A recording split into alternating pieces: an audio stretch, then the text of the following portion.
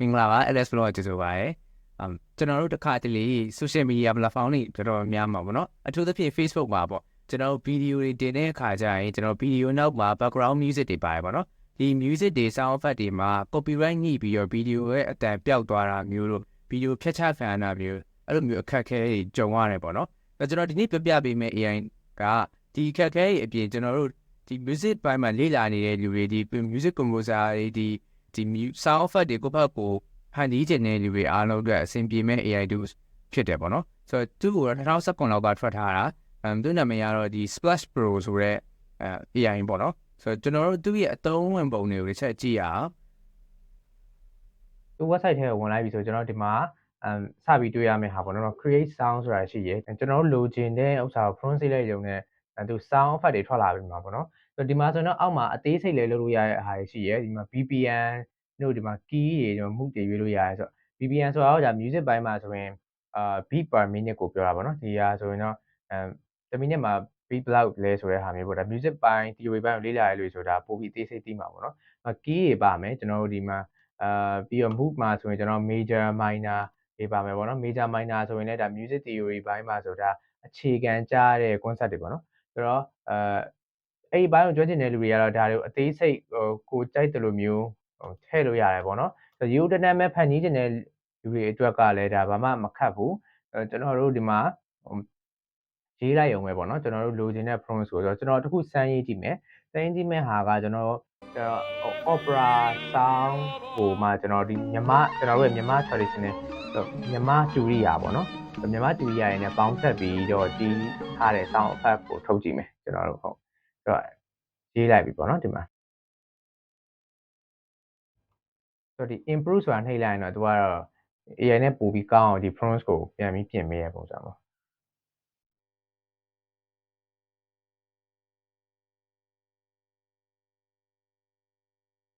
ဆိုတော့ကျွန်တော်ဒီမှာ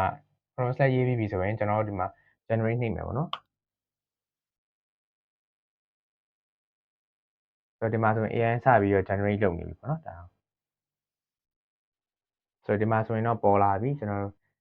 သူကအရင်ဆုံး sample 5ခုထုတ်ပေးရပေါ့နော်ကျွန်တော်တို့ဒီ5ခုမှမကြိုက်ရင်ထပ်ပြီးနောက်ထပ်5ခုထပ်ထုတ်လို့ရတယ်ဆိုတော့တစ်ခုချင်းစီနားထောင်ကြည့်ပါမယ်ပေါ့နော်ဒီမှာဆိုရင်ဒါပထမဆုံး sample 1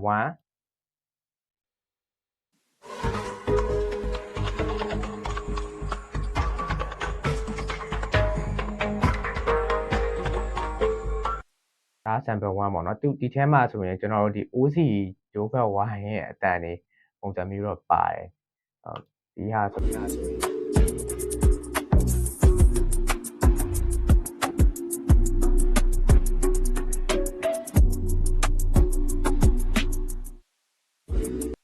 တစ်ခုမှဆိုပတလားတန်တို့ကတော့ပါတယ်ပေါ့နော်အဲ့ဒါတွေ့ရမယ်ဒါဆို sample 3ပါဆို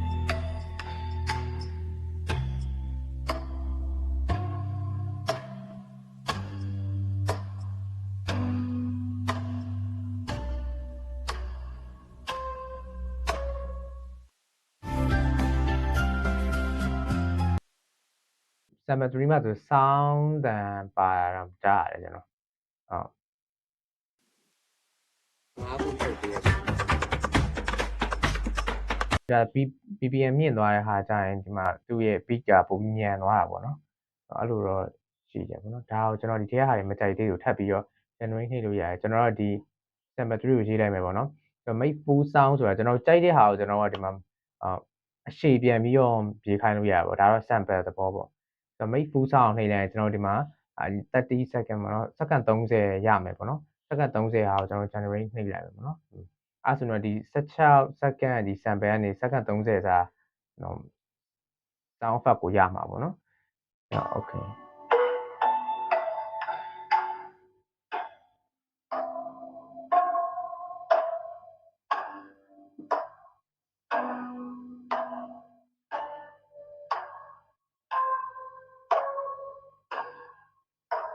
ဟုတ်ပြီပေါ့နော်ဒါမှကျွန်တော်တို့ထပ်ပြီးတော့ဒီ vocal ထည့်လို့ရတယ် vocal မှာဆိုကျွန်တော်တို့ဒီစာသားထည့်လို့ရတယ်ပေါ့နော်စာသားမှာဆိုရင်ကျွန်တော်တို့ထပ်ပြီးတော့ဒီမှာသူက AI ရဲ့ vocalist တွေရှိရဒါတွေကတော့ကျွန်တော်တို့ free version မှာတယောက်ပဲပေးထားတယ်ပေါ့နော်ကျန်တာတွေအကုန်လုံးကတော့သူတို့ရဲ့ဟိုဝယ်သုံးမှာပဲရမှာပေါ့နော်ဆိုတော့ဒီမှာဆိုလဲသူ သူရဲ့ vocalist တယောက်ချင်းစီရဲ့ style နဲ့မတူဘူးပေါ့နော် Dance with me tonight. Oh, yeah, we were living in a small town. Remember where you came from, and remember who you are. တယောက်နဲ့တယောက်မတူဘူးဒီမှာကျွန်တော်တို့စူခိုင်းစီခြင်းနဲ့ဒီစာသားကအစထည့်လို့ရတယ်ပေါ့နော်ပြီးရင်တော့ကျွန်တော်ဒီ generate ဆိုတာကိုနှိပ်လိုက်ရင်တော့ပြန်ပြီးတော့စာသားကိုစူတဲ့ပုံစံမျိုးထွက်လာမှာပေါ့နော်ဒါကတော့ကျွန်တော်မစမ်းပြတော့ဘူးစမ်းကြည့်လို့ရတယ်ဟုတ်ပါဘူးပြီးရင်ဒီဟာကိုကျွန်တော်တို့က download ဆွဲလို့ရတယ်ဟို free ပဲ download ဆွဲရလဲ free ဆွဲလို့ရတယ်ပေါ့နော် ဆိုတော့ကျွန်တော်တို့ copyright မနှိမ့်ချင်တဲ့လူတွေဒီကိုဖောက်ကို sound effect တွေဖန်တီးချင်တဲ့လူတွေအတွက်ဆိုတရားတော်တော်လေးအဆင်ပြေရ pricing ကကြီးလိုက်မယ်ဆိုရင်ကျွန်တော် free စာတွေအတွက်ကိုသူကဒီအဆိုပေါ့နော်ဒီ AI vocalist တွေပဲမပါတာပဲရှိရယ်ကျန်တာအားလုံးလုပ်ခွင့်ရှိရယ်ပေါ့နော်ကိုဖောက်ကိုလည်းဖန်တီးချင်တဲ့လူတွေအတွက်ဆိုရင်ဒါကိုစမ်းကြည့်သင့်တယ်ပေါ့နော်အားလုံးစမ်းသုံးကြည့်ပါဆုံးဖြတ်ကြည့်ပြီးတော့ကျေးဇူးတင်ပါတယ်ဒီနေ့တော့ဒီတော့ပါပဲဟုတ်